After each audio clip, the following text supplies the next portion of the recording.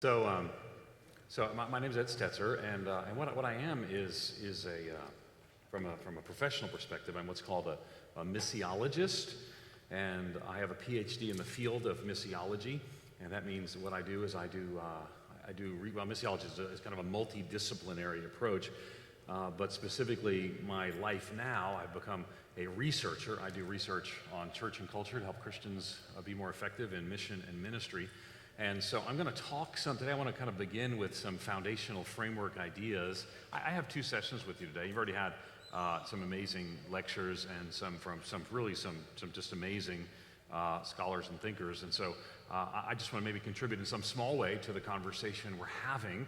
And I want to root it in the mission of God. And then in my next session, I'm going to talk some about how that relates to the commissions of Jesus, and kind of bring in some examples of how we can learn from the two-thirds world. I don't know if anyone's used that language yet, but sometimes we refer to the third world, and the third world, it actually is an odd thing because there's no second world anymore. The first world would be what in the 50s we might call the free world.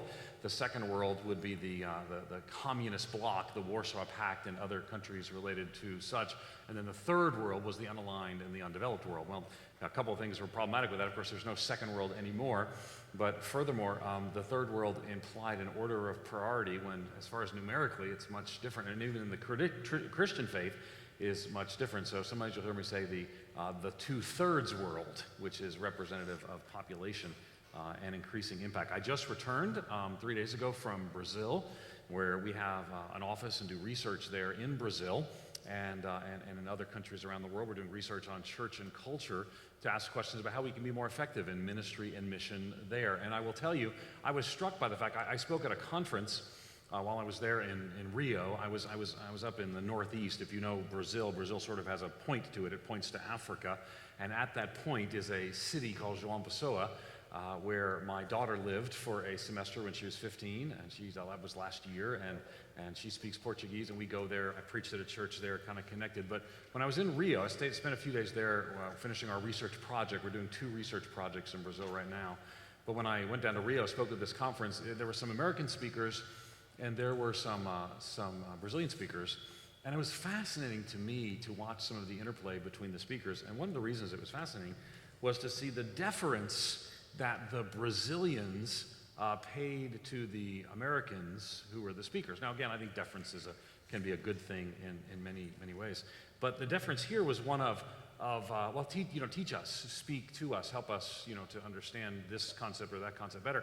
And I thought to myself, this situation should be reversed. Brazil, depending on who's counting and how you count, will have more evangelicals in it by 2050 than the U.S. will. And of course, there are different expressions of evangelicalism, some of which we would not be comfortable with. I'm pretty sure even the wide diversity in this room at Concordia University, you would not be comfortable with some of the theological expressions of evangelicalism in Brazil. For example, particularly the neo-Pentecostal movement. Now again, I'm not talking about Pentecostalism. The Pentecostals are uncomfortable with neo-Pentecostalism. Just out of interest, I know there are different groups here. Do we have any Pentecostals and charismatics here? Just raise your hands. You're used to that. Both of them. Come on. Okay. Thank you. All right. Good. So we got a few. And what church are you ladies from? Visalia First Assembly. Oh, awesome. This morning I was just on the phone with James River Assembly of God. You may know James River in Springfield there, and so I'll be there in August, and so love what they're doing. And you too, are you from the same church, Visalia? Okay, good. Glad to have our Pentecostals here, because while you're winning the world, we're kind of talking about you behind your back. So to actually have you here is a good thing. But the Assemblies of God, there are actually 2 Assemblies of God denominations in Brazil. It's a weird thing. There are actually more Assemblies of God Pentecostal believers and churches in Sao Paulo than often compared to the whole United States.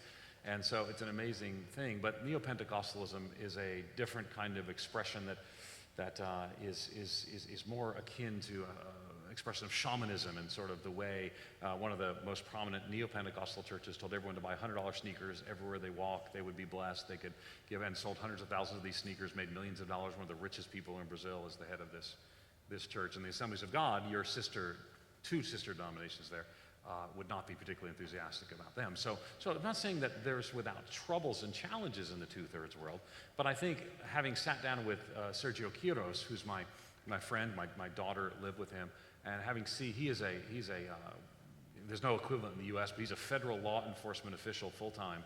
And in his spare time, he's planted and pastored a megachurch that's grown to 5,000 people on a weekend that is engaging the poor and the hurting in remarkable ways around the city. And I wanted to say to him, don't ask any American what to do. Tell all the Americans what to do. And so we'll talk some about that. But I want to begin with the framework of kind of a theological framework built around the reality of the mission of God. Professor Rob yesterday mentioned and briefly talked about the Missio Dei. So I want to go deep on the Missio Dei, and then I want to draw through some scriptural texts a little bit later on. Now I want you to know, when you talk about the mission of God, it's a little tricky because the room is denominationally diverse. And so some of these are theological concepts that we would nuance differently in our cultural, in our congregational settings, right? So do I have Presbyterians? Do we have any Presbyterians here? No Presbyterians. Okay, they're probably not allowed to hang with us. We have any Wesleyans, any Arminians, any Methodists? So none of them chose to be here. That's a little joke. I'm quite proud of myself. We have Anglicans. No, we have some Anglicans. We have Anglicans, right? So we have a few Anglicans, hence the collars. You're kind of like low-hand Anglicans. You don't get too excited. I understand. The articles might come back and get you. I know we have Lutherans. How many Lutherans do we have? Right. Okay, good.